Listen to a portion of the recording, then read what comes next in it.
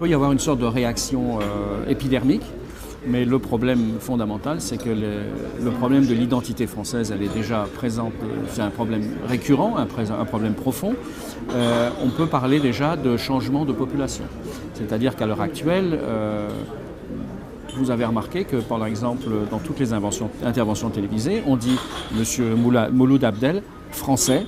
Il est toujours insisté sur le fait qu'il est français, alors qu'il n'a absolument pas un nom français, il n'est pas d'origine française, mais ce problème d'identité est très présent. Et la définition du français, on va dire, tel qu'il est traditionnellement, je pense que les Français sont morts dans les tranchées en 1914-1918. Beaucoup, les meilleurs. La Deuxième Guerre mondiale a fini le travail.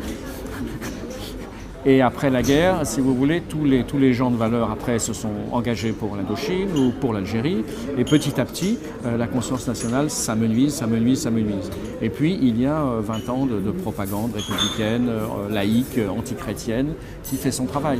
Et il y a également le travail de sape terrifiant en interne de l'Église catholique, qui se trahit, qui n'est quasiment plus chrétienne.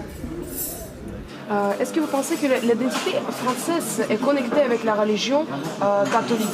Alors, évidemment.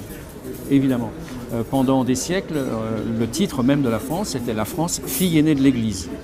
La France s'est imposée, à partir des Carolingiens, sur justement l'appui au pape. C'est-à-dire que c'est à partir de Charlemagne que les Francs ont appuyé leur empire, ont appuyé leur royaume en soutenant le pape. Et en échange, le pape soutenait la France et lui donnait une légitimité qu'elle n'avait pas, puisque avant c'était les Mérovingiens. Voilà. Donc en fait, ce lien avec les chrétiens est très fort. Sous Louis XIII, un pacte fait, Louis XIII n'a pas pu avoir d'enfants. Et où il a attendu très longtemps un héritier pour le trône. Et Louis XIII a fait le don de la France au Sacré-Cœur de Jésus, consacré la France officiellement au Sacré-Cœur de Jésus. Et depuis cette date, on va dire, il y a aussi des liens très forts entre la conscience, l'identité française et la religion catholique.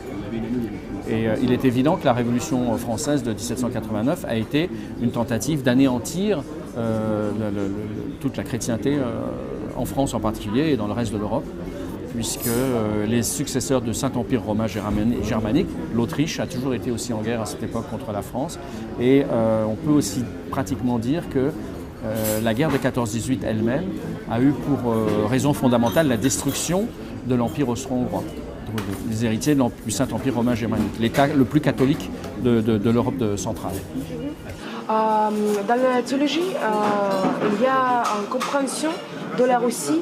Certaines personnes ils prennent le terme théologique de catéchone et ils le mettent dans le contexte géopolitique.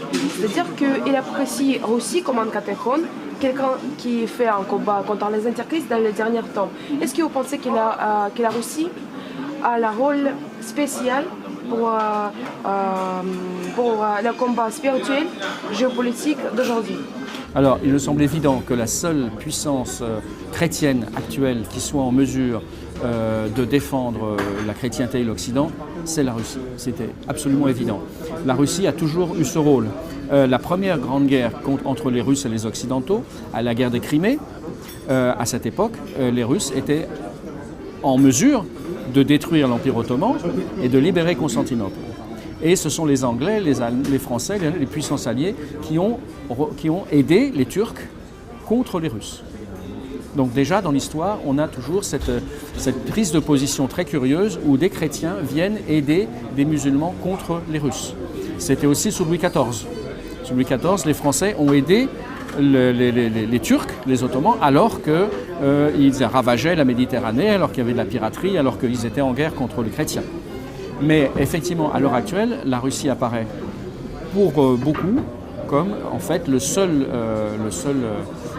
puissance pragmatique capable de défendre l'Occident. Et il est évident qu'il y a quand même un problème psychologique, c'est que les 30 années de rideau de fer ont fait que la plupart des gens ont oublié qu'il existait un monde chrétien de l'autre côté du rideau de fer. C'est-à-dire que l'Ouest, le monde de l'Ouest, va regarder vers l'Est en fait. C'est-à-dire que nous appartenons à ce grand continent eurasiatique, mais pas nous appartenons à ce continent qui va vers les terres et non pas à une vision atlantiste qui irait vers le continent américain. Mais ça, il y a un réflexe psychologique qui effectivement peut être inversé grâce à la situation actuelle. Quelle était votre impression de l'orthodoxie quand vous avez fait un voyage à Anatos et quand vous avez fait connaissance avec le monde orthodoxe? C'est intéressant comment les Européens commencent à faire connaissance avec cette tradition. D'abord, j'ai grandi dans une conscience orthodoxe, donc pour moi, ce n'est pas une découverte l'orthodoxie. Et j'ai rencontré à Venise un prêtre qui est un prêtre orthodoxe, qui a fait un séminaire catholique et qui a été déçu par le modernisme et la corruption philosophique et religieuse dans le catholicisme et qui s'est converti à l'orthodoxie, puisque l'orthodoxie défend les valeurs chrétiennes d'origine véritable. Et on trouve de plus en plus aujourd'hui de chrétiens catholiques qui veulent se tourner vers l'orthodoxie. Cependant, en raison de la situation politique générale, durant les dernières années, il y avait une sorte d'accord tacite entre les orthodoxes et les catholiques pour dire que les catholiques ne vont pas faire de la prosélytisme chez les orthodoxes et les orthodoxes ne vont pas faire de prosélytisme chez les catholiques. Et on peut dire aussi que les orthodoxes ont toujours eu, en tout cas la hiérarchie, une sorte de complexe d'infériorité vis-à-vis de l'Église catholique. Et parce que l'Église catholique était puissante, organisée politiquement, des théologiens très intéressants. Mais aujourd'hui, on constate que, grâce à Dieu, les orthodoxes commencent à redécouvrir qu'ils n'ont aucune raison d'avoir ce complexe d'infériorité vis-à-vis de l'Église catholique. Et ce, de plus que l'Église catholique, aujourd'hui, est en train de se dissoudre totalement.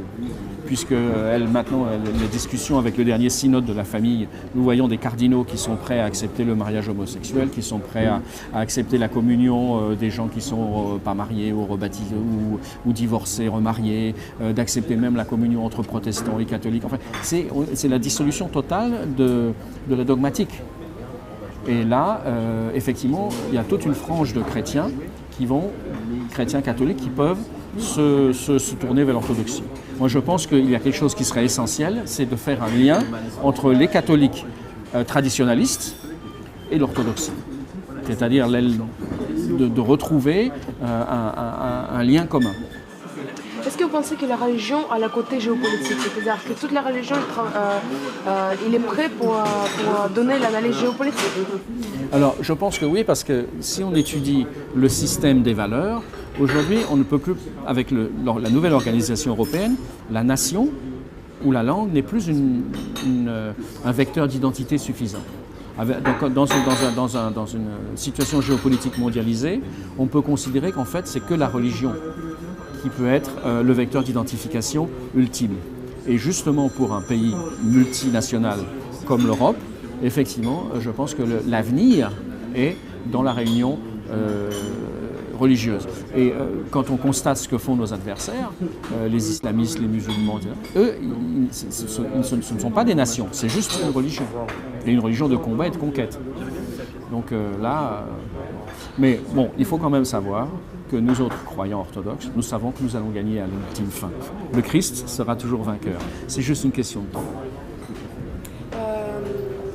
Maintenant, monarchie et les valeurs de l'aristocratie sont oubliées dans le monde. Comment, selon vous, ils peuvent être dans la Renaissance? Comment on peut recréer cet ordre de hiérarchie qui était il y a quelques siècles? Alors effectivement, recréer de toutes pièces une aristocratie, une conscience, une valeur individuelle, on va dire d'un système de la parole donnée, de l'obéissance, ça ne peut se faire que par une transformation interne, une renaissance interne des valeurs. On pourrait presque parler de la tentative qui a été faite entre le christianisme et la redécouverte des valeurs chevaleresques et la politique, qui a été le cas de la garde de fer la Légion de l'Archange Saint-Michel, c'est-à-dire du temps de Codreanu, puisque après c'est devenu beaucoup plus politique. Mais à l'époque de Codreanu, on a eu cette tentative de recréer l'homme nouveau, un nouveau modèle sur une base de la foi orthodoxe et sur une base des béatitudes, c'est-à-dire de tous les fondements sociaux, des relations sociales qui se créent à l'intérieur de gens qui sont foncièrement chrétiens et orthodoxes.